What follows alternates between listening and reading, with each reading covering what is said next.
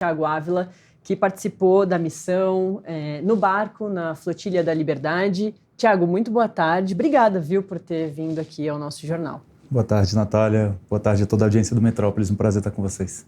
Obrigada. Bom, Thiago, acho que a gente pode começar, então... Primeiro, é bom voltar para casa. Seja muito bem-vindo de volta ao Brasil. Conseguiu ver a família já, dar aquela respirada? Finalmente, Natália. Eu voltei para o Brasil há uns 5 dias, mas eu estava em São Paulo nas mobilizações de solidariedade ao povo palestino. Então, não podia voltar para casa ainda e voltei ontem. Fui muito bem recebido pela minha família. Queria ter abraçado mais, mas infelizmente as questões das doenças que vieram na prisão me impediram de abraçar mais como eu gostaria. Mas estou super feliz de estar em casa.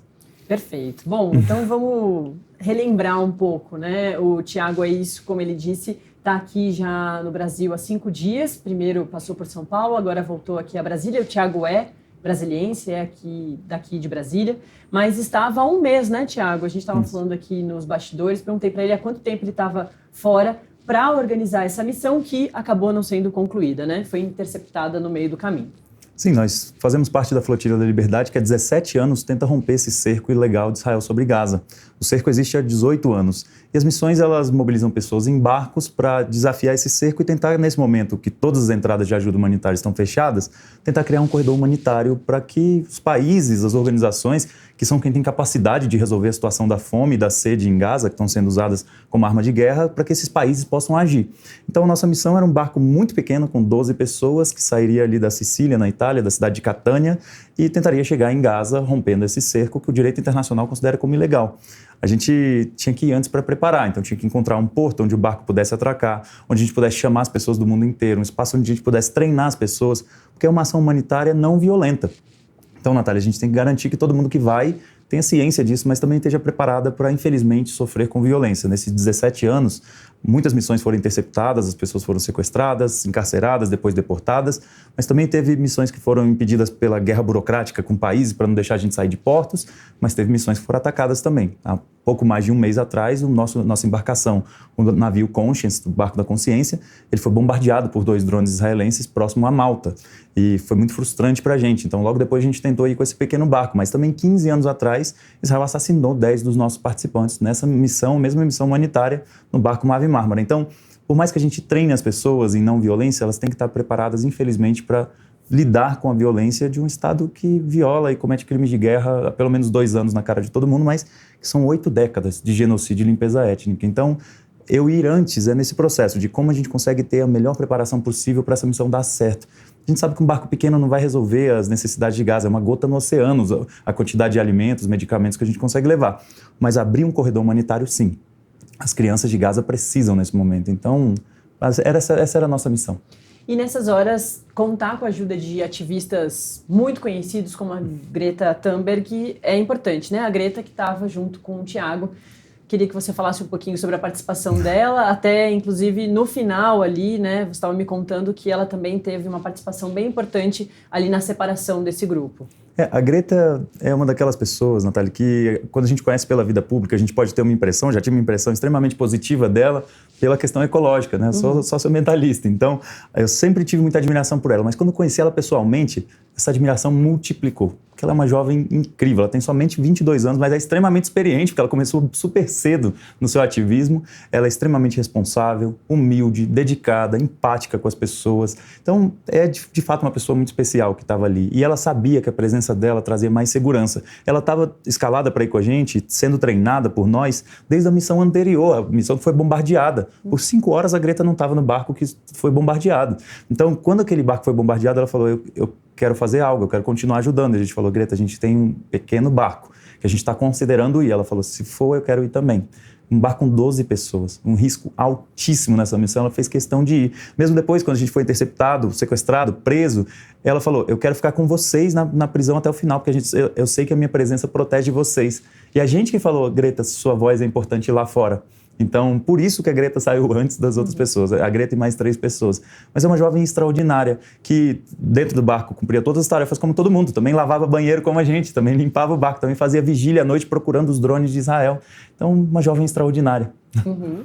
Como é que vocês fazem esse esse agrupamento, né? Como vocês encontram essas pessoas, assim como a Greta, que veio até vocês, e também como fazem esse planejamento de conseguir a estrutura, o barco, né? Esse tipo de missão acontece com um barco, mas imagino que também tem outras frentes de trabalho que precisa de outras estruturas, assim como, por exemplo, nesse caso, vocês queriam levar alimento também, né? Sim. A gente faz parte de uma coalizão que tem 14 países e cada país faz suas pequenas ações. Então faz, por exemplo, um cine-debate ou uma atividade, ou faz uma manifestação e passa o chapéu na manifestação pedindo doação para que a gente consiga adquirir os barcos. Infelizmente, esse não é o tipo de ação que ninguém nunca alugaria um barco para a gente para ir a Gaza.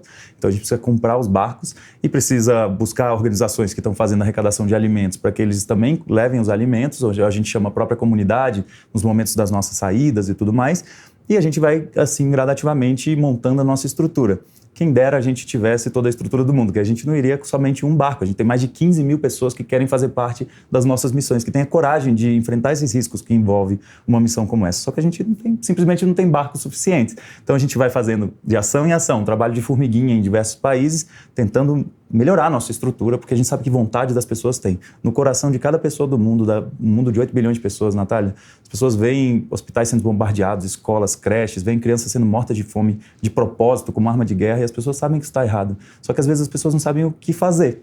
Então, a flotilha é um pouquinho desse o que fazer, mas está conectado, como você falou, com outras formas de agir, com manifestações, com boicote. Poxa, tem gente no Reino Unido parando fábrica de armas, ocupando as fábricas de armas, subindo no telhado, se acorrentando nelas. Tudo isso é dentro do mesmo horizonte, é parar essa violação terrível que o mundo sabe que é errado e só está tentando encontrar o caminho para parar.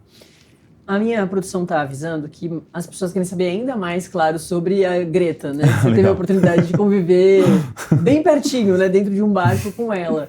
Queria que você falasse, então, um pouquinho mais sobre ela, né? Tá, como era no dia a dia. Você já disse que ela é inspiradora, que simpática, enfim, estava ali trabalhando com vocês. Mas fala um pouquinho mais sobre a pessoa. Sim, vou falar um pouquinho mais. Dentre todas as 3 ações que a gente fazia dentro do barco, a Greta se destacava em todas elas, porque as ações eram, primeiro, as tarefas do cotidiano do barco. E aí, tudo que você precisa ter é mentalidade servidora, tá vendo alguma coisa ali e ajudar, e fazer, cumprir as suas tarefas com disciplina. E ela nunca falhou em absolutamente nada, então ela cumpria todas as tarefas como todas as demais pessoas, sempre alegre, sempre para cima, assim, uma jovem extraordinária. As outras 2 tarefas eram a tarefa de segurança, se preparar, porque embora seja uma ação não violenta, humanitária, que a Corte Internacional de Justiça proibia Israel ou qualquer outro país de impedir ações humanitárias para Gaza, a gente sabia que Israel tem o histórico de violar a legislação internacional.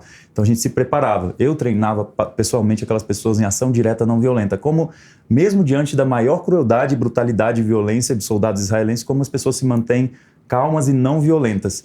E a Greta também saía muito bem nisso, em todos os treinamentos. É uma ativista experiente, ela já passou por outras situações de criminalização, de prisão e tudo mais. Então ela também se saía muito bem. E a calma dela ajudava as outras pessoas a se manterem calmas também. Então, para mim, foi uma gratidão muito grande, uma satisfação muito grande ter ela dentro dessa nossa equipe.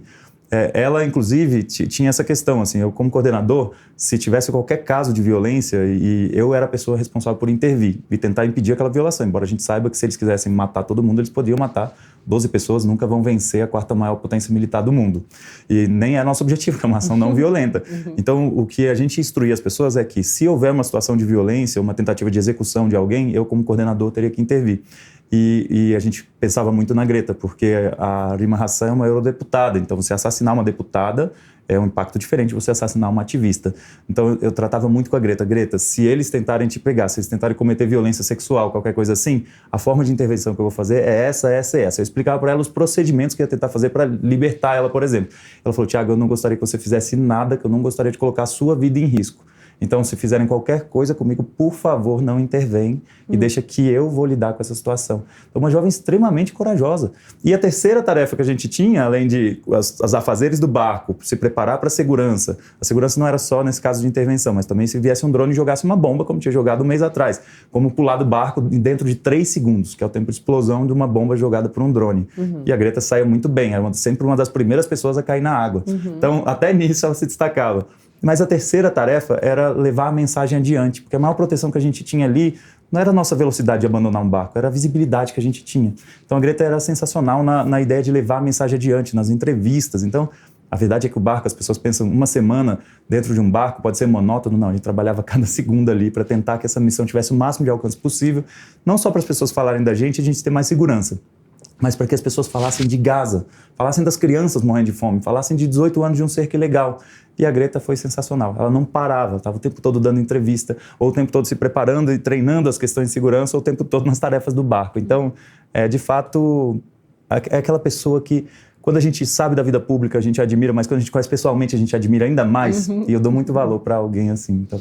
Muito bom. Tiago, a gente tem conversado muito sobre Israel também, mas com os novos conflitos com o Irã, e muitos cientistas políticos vêm falando para a gente que esses conflitos com o Irã deixam um hiperfoco da mídia com Israel e Irã, que não está olhando mais tanto em relação a Israel e Gaza. Você acredita que isso está acontecendo também, que é importante voltar a olhar para Gaza? Enfim, qual que é a sua opinião sobre isso? Eu tenho total convicção, analisando, tem 20 anos que me dedico à causa palestina, e eu percebi que Israel tem um padrão de, nos momentos em que está numa correlação de força difícil, ou que está com a opinião pública desfavorável, ou quando tem alguma crise política interna, a forma deles saírem disso é escalando as agressões a vizinhos e tentando tirar o foco. Eles fizeram isso em setembro do ano passado, quando tentaram invadir o Líbano mais uma vez. Histórico que desde a década de 80 tenta invadir o Líbano. Fizeram isso atacando diversos outros vizinhos. Só no último mês Israel atacou 5 vizinhos diferentes.